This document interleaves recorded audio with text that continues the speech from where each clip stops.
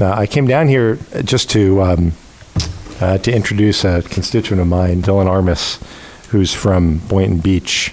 And I want to thank him for being here and for making the trip and for sharing his story that I know will have a big impact on my colleagues, and his willingness to let us learn from how addiction impacted his life, and how that speaks volume about his character and the young man that he is. And I that's why I came down here. All right, Dylan, you are on, and hopefully your mic is working. My mother suffered with addiction with alcohol abuse and other forms of opiate drugs. Me and my mother, before she started with the opiate drugs and the alcohol abuse, we were pretty close. And my mom still tells me to this day stories about me and her being very close when I was younger, up until the point where she started abusing opiates and alcohol.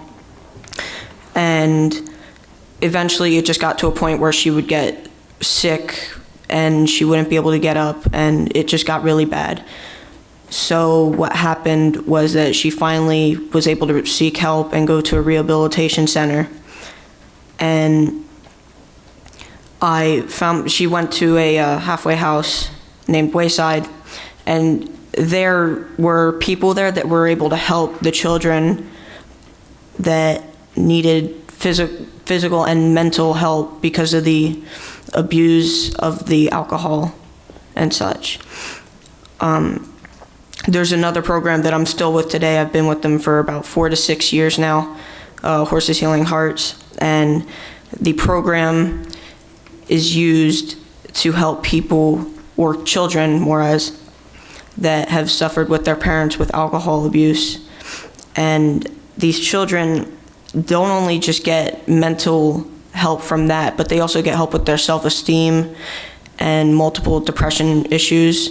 I know plenty of people that just have more difficult problems than just their parents with alcohol abuse, and they go there and they feel better every week, which is why this program is really great. And this program has helped me and my mother regain a relationship almost in a way. And it's helped me with my self-esteem.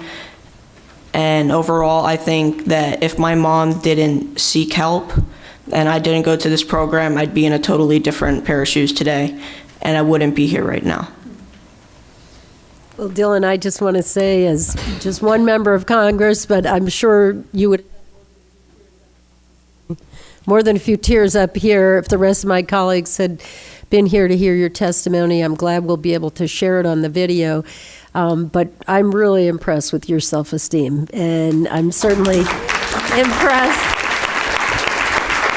I'm impressed that you're able to articulate your story, and I just want to convey to you at your young age that we are starting a movement right here, right now, about changing the stigma and the shame. This is an illness. This is a disease that your mom had.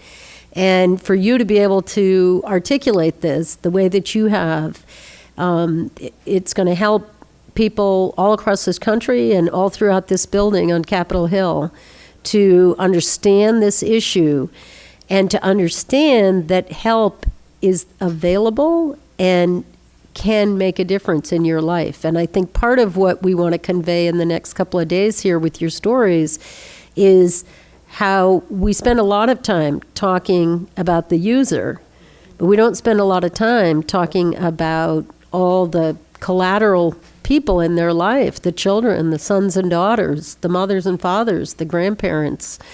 And so I just want to tell you not only how impressed I am with you today, but how proud I am of you.